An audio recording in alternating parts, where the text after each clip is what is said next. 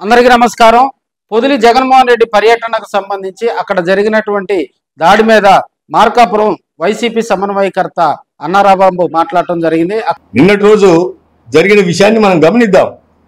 2 కిలోమీటర్ల చిల్లర జగన్మోహన్ రెడ్డి గారి యొక్క కాన్వాయ్ పోయింది। ఆ కాన్వాయ్ వెంట వేలాదిగా అభిమానులు, రైతులు, రైతు కూలీలు, మహిళలు అందరూ కూడా పరిగెత్తుకుంటా వచ్చినారు। ఎక్కడైనా ఏదైనా ఒక చిన్న సంఘటన జరిగిందా? ఈ 2 చోట్ల ఎందుకు జరిగింది? ఈ 2 చోట్ల మీరు పోలీసు వ్యవస్థ, పోలీస్ డిపార్ట్మెంట్ వాళ్ళు Z+ కేటగిరీకి ఇవ్వాల్సినటువంటి సెక్యూరిటీ కన్నా వాళ్ళకి ఎందుకు సెక్యూరిటీ ఇచ్చినారు? ఇచ్చింది నేను తప్పటంలే। అసలు మీరు ముందే వాళ్ళని నిర్వహించుంటే, ఆపి ఉంటే అసలు ఈ సంఘటన జరగదు కదా। గమనించాలి డిపార్ట్మెంట్ వాళ్ళైనా పాలకులైనా। నిన్నటి రోజు 2 కిలోమీటర్ల చిల్లర అంతమంది జనం వచ్చినారే, వాళ్ళు ఏ మాత్రం కంట్రోల్ తప్పినా గాడే పరిస్థితి ఏంటి? శాంతి భద్రతలు ఏమైతాయి? వాళ్ళు చాలా సిస్టమేటిక్గా జగనన్న సైనికులుగా పద్ధతిగా నడిచినారు కాబట్టే ఎలాంటి చిన్న సంఘటన కూడా జరగకుండా ఈ 2 చోట్ల దురదృష్టం జరిగిందని కారకులు ఎవరు? ప్రేరేపించిన వాళ్ళు ఎవరు? ప్రేరేపించిన వాళ్ళని, కుట్రదారులని పక్కన పెట్టేసి వీళ్ళేదో చెప్పేసిండ్రు, వాళ్ళు ఏదో రాయేసిండ్రు అంటున్నారు। ఈయన చెప్పేసినా, ఆయన రాయేసినా, ఇంకొకళ్ళు వేసినా అందరు కూడా బాధ్యులే కదా। వాళ్ళు మీరు చూసినటువంటి కెమెరాలలో అవతల టీడీపీకి సంబంధించినటువంటి వాళ్ళు రాళ్ళు ఇచ్చినది కనిపించలేదా? వాళ్ళ మీద మీరు ఎందుకు కానీ కేసులు పెట్టలేకపోతున్నారు? ఈ కుట్రదారులు ఎవరు దీంట్లో? అసలు ఇంత దూరం జరిగేదానికి కారకులు ఎవరు?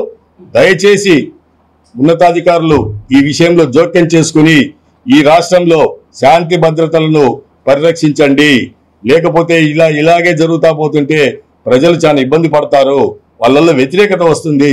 అలాగే పాలకులు కూడా కోరుతా ఉన్నా, నిన్న మీరు చేసినారు కదా అని మాట్లాడుతున్నారు। సరే, ఒకవేళ మా ప్రభుత్వంలో పొరపాట్లు జరిగింటే దాన్ని మీరు ఆదర్శంగా తీసుకోపాకండి।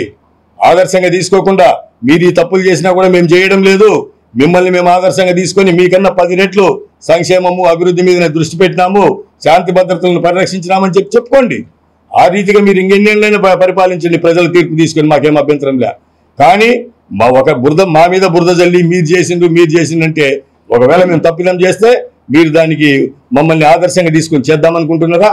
రాష్ట్రం యొక్క పరిస్థితి ఏమైతుంది? ఊరికే మనం సంక్షేమ పథకాలు లేకపోతే అభివృద్ధి ఎంగిన ప్రయోజనం లే, రాబోయే తరాలకు మంచి విధి విధానాలు, మంచి సంస్కృతిని కూడా ప్రసాదించాలా। అంతేగాని ఇంత దుర్మార్గంగా ఒక VVIP వస్తున్నటువంటి కార్యక్రమంలో ఆ రీతిగా వాళ్ళు రావడము, ఈ పోలీసు వారు వాళ్ళని నివారించకపోవడము, ముందే ఆపకపోవడం అనేది చాలా దురదృష్టకరమైన విషయము। అలాగే దీంట్లో ఉన్నటువంటి కుట్ర మొత్తం కూడా బయటికి తీసి మీరు ఇంకా 4 సంవత్సరాలు పరిపాలన చేయాలా। 4 సంవత్సరాల తర్వాత ప్రజల తీర్పు ఏ రీతికి వస్తుందో ఆ రోజే తెలుస్తుంది, ఇబ్బంది ఏం లే। ఈ 4 సంవత్సరాలు మీరు మంచి పరిపాలన అందించండి।